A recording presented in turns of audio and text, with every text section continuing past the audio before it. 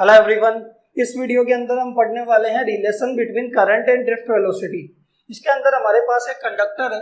इस कंडक्टर की लेंथ है स्मॉल एल और क्रॉस सेक्शन एरिया है कैपिटल ए और इस कंडक्टर के अंदर फ्री इलेक्ट्रॉन्स है। ठीक है, और इस कंडक्टर को हम किसी बैटरी से कनेक्ट करेंगे यानी पोटेंशियल अप्लाई करेंगे V, तो इस कंडक्टर के अंदर बैटरी के पॉजिटिव टू नेगेटिव टर्मिनल की तरफ करंट फ्लो करने वाला है। ठीक है, और इसकी वजह से क्या होंगे, जितने भी इसके अंदर इलेक्ट्रॉन्स है सारे के सारे electrons positive terminal of conductor या बैटरी की तरफ क्या करेंगे, मूव करेंगे, ड्रिफ्ट करेंगे, और उन सब की एवरेज वेलोसिटी को हम क्या बोलते हैं, ड्रिफ्ट वेलोसिटी।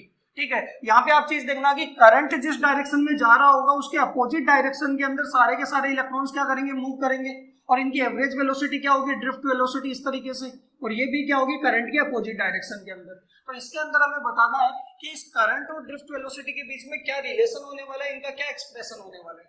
क्लियर है? तो कंडक्टर के अंदर हमने कंसीडर किया कि बहुत सारे इलेक्ट्रॉन्स है, capital n number of electrons है इसके अंदर, तो इस कंडक्टर की इलेक्ट्रॉन डेंसिटी होने वाली है वो होगी स्मॉल एन। और इलेक्ट्रॉन डेंसिटी होती क्या है, तो इसके अंदर let small n be the number of free electrons per unit volume, कि पर यूनिट वॉल्यूम में, कंडक्टर के पर यूनिट वॉल्यूम में कितने नंबर ऑफ इलेक्ट्रॉन्स आ रहे हैं वो क्या होगी, इलेक्ट्रॉन डेंसिटी, और इसको स्मॉल एन से डिनोट किया जाता है। तो सबसे पहले तो हम क्या करेंगे, टोटल नंबर ऑफ इलेक्ट्रॉन्स निकालेंगे और फिर हमें करंट की वैल्यू निकालनी है, और करंट क्या होता है, चार्ज अपॉन टाइम।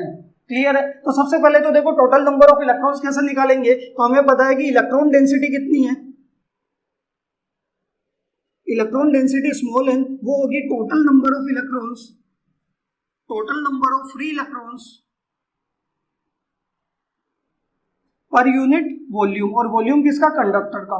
क्लियर है? तो स्मॉल एन बराबर टोटल नंबर ऑफ इलेक्ट्रॉन्स कितने, कैपिटल एन, और कंडक्टर का वॉल्यूम कितना है, तो देखो क्रॉस सेक्शन एरिया है वो है कैपिटल ए, और लेंथ कितनी है एल, तो वॉल्यूम को आप लिख सकते हो ए इंटू एल।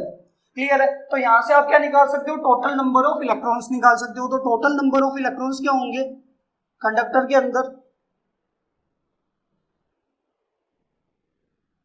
वो आएंगे capital n equal to small n into a into l, इतने इलेक्ट्रॉन्स होने वाले हैं। क्लियर है? इसको बोल देते हैं इक्वेशन नंबर 1। क्लियर है? अब हम बात करते हैं कि देखो हमें रिलेशन निकालना है करंट और ड्रिफ्ट वेलोसिटी के बीच में। तो सबसे पहले बात करते हैं कि करंट क्या होने वाला है। तो यहाँ पे करंट आई इक्वल टू होता है flow of charge per unit time, flow of charge per unit time, equation number 2। तो यहाँ पे अगर हम चार्ज की वैल्यू निकाल देंगे, इस कंडक्टर के अंदर टोटल चार्ज कितना है, ठीक है, और उन चार्ज को या इलेक्ट्रॉन्स को मूव करने के लिए कितना टाइम लग रहा है, दोनों की वैल्यू निकाल के यहाँ पे पुट कर दे तो क्या आ जाएगा, करंट आ जाएगा। क्लियर है? तो देखो चार्ज कैसे निकालेंगे, तो कंडक्टर के अंदर क्या इलेक्ट्रॉन्स है, एक इलेक्ट्रॉन का चार्ज फिक्स है कितना ई, और कितने इलेक्ट्रॉन्स है, तो एन नंबर ऑफ इलेक्ट्रॉन्स है, तो टोटल चार्ज निकाल लेते हैं, क्यू इक्वल टू कितना होगा, एन ई। तो यहाँ पे हम बात करते हैं total charge of conductor, total charge of conductor. अगर आप देखोगे कि कंडक्टर का टोटल चार्ज कितना होने वाला है, Q equal to N e, और n की वैल्यू आपके पास इक्वेशन 1 से कितनी है, वो एन ए एल इंटू ई। ये क्या आने वाला है, टोटल चार्ज आने वाला है इक्वेशन नंबर 3। इक्वेशन 1 से यहाँ पे लिख देता हूँ, फ्रॉम इक्वेशन 1 हमने स्मॉल कैपिटल एन की वैल्यू कितनी रखी, small n into a into L. बताओ क्लियर है? हमारे पास चार्ज की वैल्यू आ गई। अब हमें क्या निकालना है, टाइम। टाइम कैसा निकालेंगे, तो आप देखोगे जो इलेक्ट्रॉन्स है वो एल डिस्टेंस कवर कर रहे हैं कितनी वेलोसिटी से, वीडी से। तो टाइम क्या होता है, वो होता है डिस्टेंस अपॉन स्पीड। तो यहाँ पे हम टाइम निकाल सकते हैं, टाइम क्या होने वाला है, डिस्टेंस अपॉन स्पीड। तो डिस्टेंस को कितनी कवर कर रहे हैं इलेक्ट्रॉन्स, एल, और कौन सी स्पीड से, ड्रिफ्ट वेलोसिटी से, वीडी। कि हर एक इलेक्ट्रॉन के पास हमने एवरेज निकाल लिया, तो हर एक इलेक्ट्रॉन की वेलोसिटी कितनी है, वीडी। तो टाइम की वैल्यू कितनी आ जाएगी, एल अपॉन वीडी। इसको मान लेते हैं इक्वेशन नंबर 4। तो देखो इक्वेशन 3 से तो चार्ज की वैल्यू और इक्वेशन 4 से टाइम की वैल्यू कहाँ पुट कर देंगे, 2 के अंदर। तो हमारे पास क्या आ जाएगा, करंट और ड्रिफ्ट वेलोसिटी में रिलेशन। तो यहाँ पे क्या करते हैं, put equation 3 and 4 in equation 2।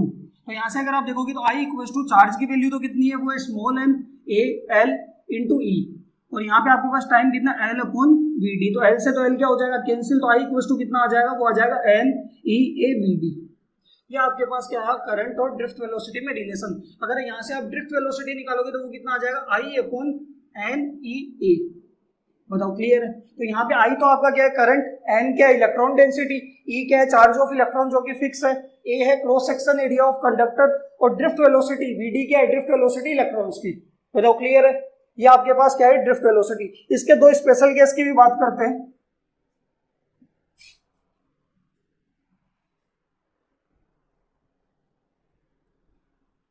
तो इसके अंदर देखो हमारे पास करंट एंड ड्रिफ्ट वेलोसिटी में रिलेशन आया I equals to N E A V D. तो यहाँ से वी डी का फॉर्मूला हमारे पास आने वाला है V D equals to I upon N E A.